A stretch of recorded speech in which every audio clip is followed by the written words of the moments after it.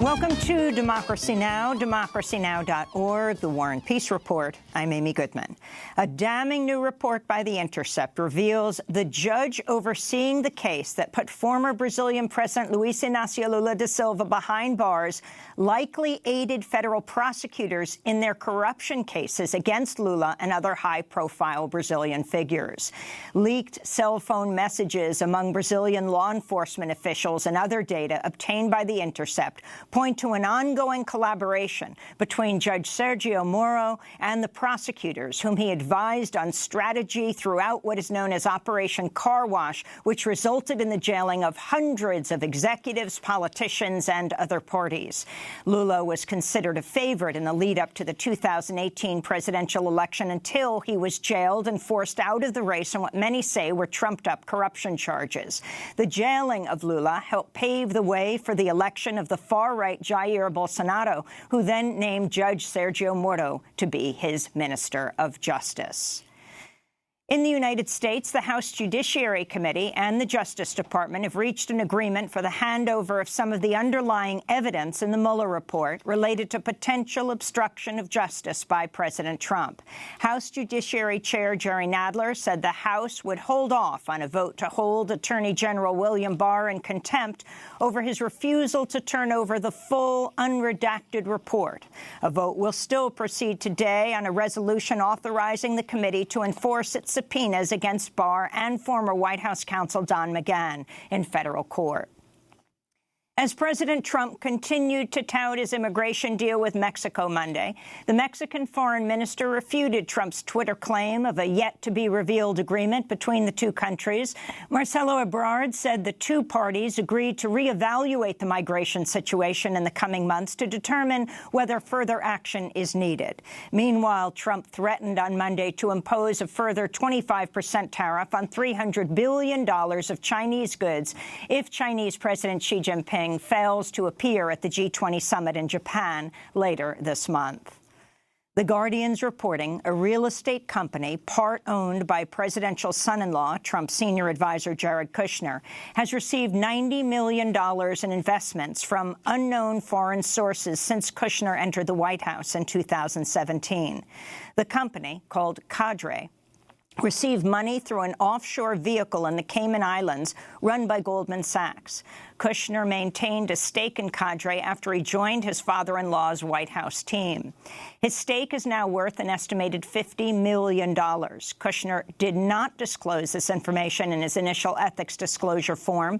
Unnamed sources told The Guardian that funds received by Cadre came in large part from other offshore tax havens as well as from Saudi Arabia. Kushner was denied a security clearance when he joined the Trump administration, reportedly over concerns about his outside business interests and, quote, foreign influence. Politico is reporting Transportation Secretary Elaine Chao has been using her office to bolster projects benefiting her husband, Senate Majority Leader Mitch McConnell. According to the report, Secretary Chao designated a special liaison to handle grant applications and other priorities for McConnell's home state of Kentucky, resulting in at least $78 million in federal funds approved for local projects. McConnell is running for re-election next year in Kentucky. Walter Schaub, the former director of the Office Government Ethics and a senior advisor at Citizens for Responsibility and Ethics in Washington, or CREW, tweeted, "This is the sort of thing that should lead to the impeachment of a corrupt official. That is, if her corrupt husband weren't in a position to block that impeachment. We are now a full-fledged banana republic. We have nothing to teach the rest of the world except what not to be," Schaub tweeted. In immigration news, a group of migrants told the San Diego Union Tribune they were held for 18 days in cramped, tiny, port of entry holding cells after attending court hearings on their asylum cases. The group is part of Trump's controversial Remain in Mexico policy, which sends asylum seekers who entered the U.S. via the southern border back to Mexico while their cases make their way through U.S. immigration courts. The imprisoned migrants were reportedly only allowed to leave for 20 minutes each day to eat and had to wear the same clothes for 2.5 straight weeks. The detention facilities are intended for stays of just several days. In reproductive rights news, a Missouri judge granted a temporary injunction to Planned Parenthood Monday that'll keep the state's only abortion clinic open for now. The order sets a deadline of June 21st for the Missouri Department of Health to make a decision on whether it will renew Planned Parenthood's license to perform abortions. In related news, model and television host Karlie Kloss took to Instagram to urge her fans to support Planned Parenthood in the fight against state abortion bans.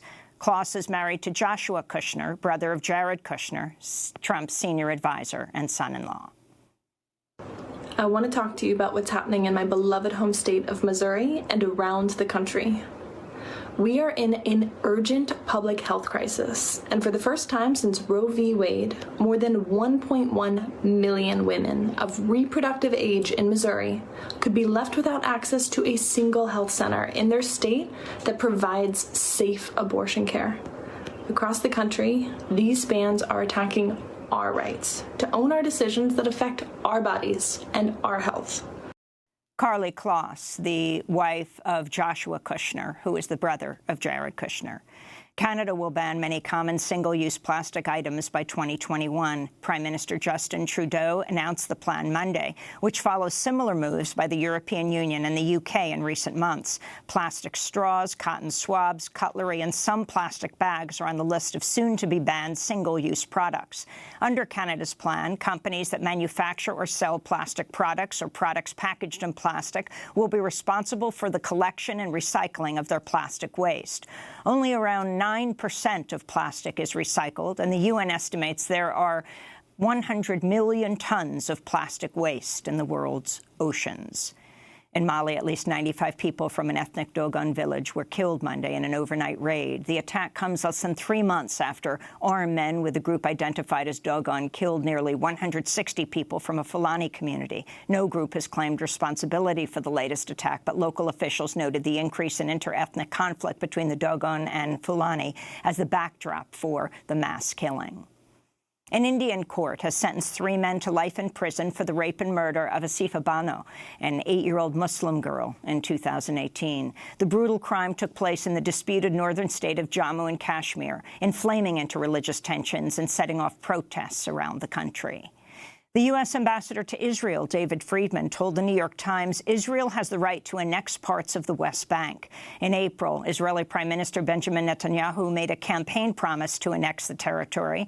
Before becoming ambassador, Friedman worked as Trump's bankruptcy lawyer and had no diplomatic experience. His comments came just 2 days after 5 Democratic senators, including 2020 presidential hopefuls Elizabeth Warren and Bernie Sanders, introduced a resolution condemning an Israeli plan to annex the occupied West Bank.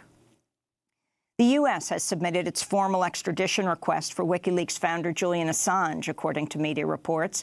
An indictment filed in May charged Assange with 1 count of conspiring to hack into a government computer and 17 counts of violating the Espionage Act, in the first-ever case of a journalist or publisher being indicted under the World War I-era law.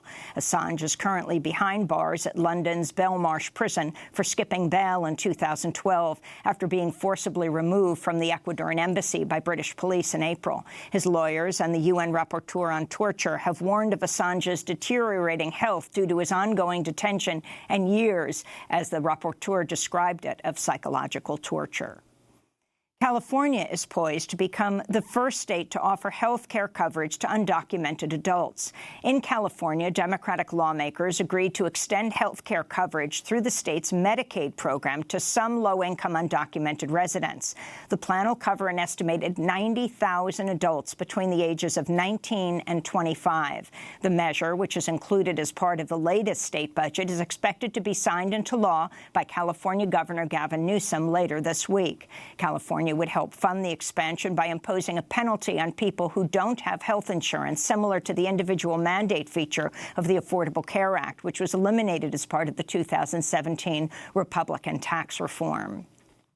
A new exposé by The Washington Post reveals the National Rifle Association has directed vast sums of money to 18 people on its 76-member board over recent years. The beneficiaries include a former pro football player who was paid $400,000 for public outreach and training, while musician Ted Nugent received $50,000 for public appearances. Experts say the payments demonstrate a lack of oversight and possible conflicts of interest. The latest revelations came after New York's Attorney General Letitia James launched a probe into the NRA's tax-exempt status in April, and Democratic lawmakers also weigh possible investigations into the NRA. And in New York City, hundreds gathered Monday evening to demand justice for Leyline Polanco, a transgender Afro-Latinx prisoner who was found dead in a cell at Rikers Island Friday. Her family's lawyer told the crowd she suffered from a seizure disorder and had been held in solitary confinement prior to her death. Activists gathered called for Rikers to be shut down immediately. This is Cecilia Gentili speaking at Foley Square. Leyline loved New York. That you couldn't get her out of here. She loved the building. She loved the vibe. She loved the people of New York City. And ultimately, it has been this city what led to these circumstances. And we need to ask for answers. And those are some of the headlines. This is Democracy Now!, democracynow.org, The War and Peace Report. I'm Amy Goodman. And I'm Juan Gonzalez. Welcome to all of our listeners and viewers across the country and around the world.